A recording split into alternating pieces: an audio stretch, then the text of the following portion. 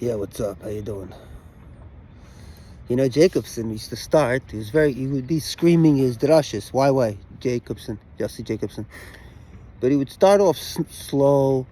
He would even come late sometimes. Everyone's sitting waiting for him to show up. And I don't know if it's like a half hour of like everybody, they're talking to each other. It's okay, but they're sitting nicely in their chairs, glued to their chairs in someone's house. And he's coming, let's say it's California somewhere. Starts off slow, he speaks. Just thought of it. And then he would get like, oh, this week's Parsha. And that's why Esav and Yaakov. And he's like, boom. And everyone's like, woof. Actually, Jacobson was yelling, and there was a guy that came off a flight from Israel, a chazan. The chazan's name is, he hangs with Mendelssohn, Bloch, Meir Bloch. And he was dead tired, but he's like, okay, Yossi Jacobson speaking in Shari Torah, and he sits down and he listens. And in the middle of the speech, Yossi Jacobson like, dee! Gives a scream, and he woke up the chazan in the middle of his drasha. Anyway, that's not the point of this. So there's Ashgacha Pratis, and Yossi Jacobson doesn't talk much about Ashgacha Klalis. No, I'm not talking. It's not about Jacobson. So in Chabad stuff, they talk about that you're being led by the hand when you are with the Polish Chassidus, or maybe it's the general Talmidei of Hashem, or maybe that's really the whole idea of Karlin and the original Chassidim were exactly that way. Maybe this was the design, that it should be where a Rebbe takes care of your business, whatever it is, spiritual, whatever, he guides you basically. As opposed to Chabad, that they said, no, you got to figure it out yourself. So then what do you need the guide for? So no, we guide you to be original. You could say so, but clearly that's what it's kind of handed down. Like, people repeat it, they don't go into much detail about it, but they say, and there's even a beautiful vertlach about it, that they say it's better when someone leads you by the hand, but it's greater when you do it by avodah mekayach atzmai.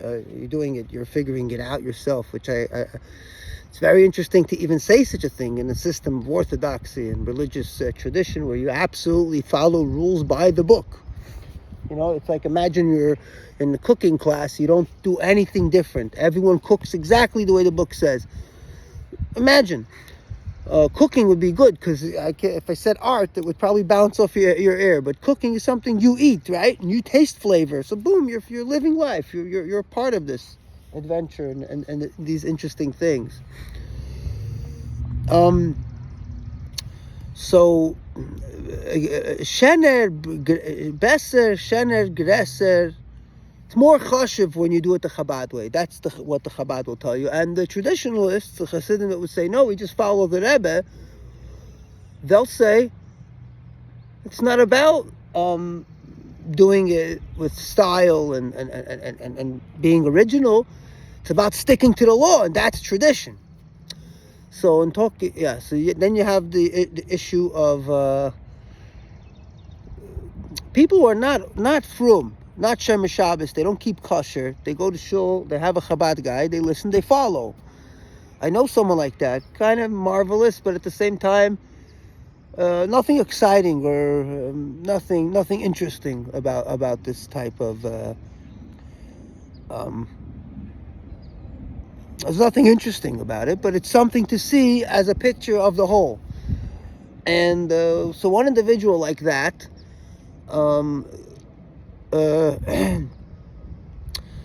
he hears that someone else that did a Reform conversion, so now the guy's like, I want to do Orthodox, a chashiv guy, he's a German guy, he's a ger, beautiful family guy, business person, about stuck it, everything, and he's close by. So that's another plus. You have to remember, people are close by, chances of them showing up makes more sense. Found him in a shul in Venice Beach, so he lives near this other minion. Great connection, likable guy, the guy you want to sit near in shul. You know exactly what we're talking about when you talk about Gadim, who you want to bring in. So Shabbos, I didn't expect we're checking to see if there's a minyan in one house. If not, we bounce to the Kiddush next, right? I show up, and I realize that they could use a Bal Qaeda. And I told them I'm going to do a fast job, because I want to get out early, and I have to leave and come back anyway. They like the express, tried my best, There was a guy correcting. He knew what's going on, so I couldn't just do it like you're doing it to a bunch of, somebody knew. And then I thought, hey, I'll give this guy an aliyah. But maybe it was a bad idea because he got an aliyah, and then they found out that the Rambam says clearly that any gear is a gear. There's no such a thing as a non-kosher gear, according to the Rambam. You could be against people, and you could say that you're upset that they're doing it differently, but you can't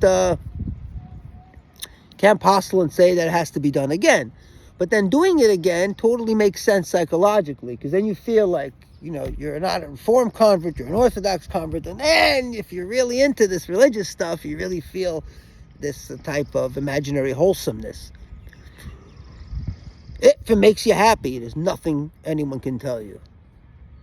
How much time of your life will you waste for something that you'll find out to be this empty wholesomeness? So, then it got into a little sichsuch with the guy who wanted to be the policeman, because the shliach wasn't in town. I wasn't looking to break any rules like that. If I'm looking to break, they say, you're not doing an aveda for someone else. I just thought it was fine, and I was being leaning, and there was plenty of aliyahs. So the guy who opposed it, he's the guy who doesn't keep Shabbos and kosher. So why is he being a policeman? So it goes back to religion, because he wants to be guided, and they have a system, and that's it. Maybe he's even being honest to the custodianship of the house. And even the Balabas himself, I told him what I thought, and he was like, I don't know anything about halacha, I just know business, so I just let the guy do it, and you follow. And then in the end, you're not going to make a religion talking about השגחה כללית. You're talking about how God is...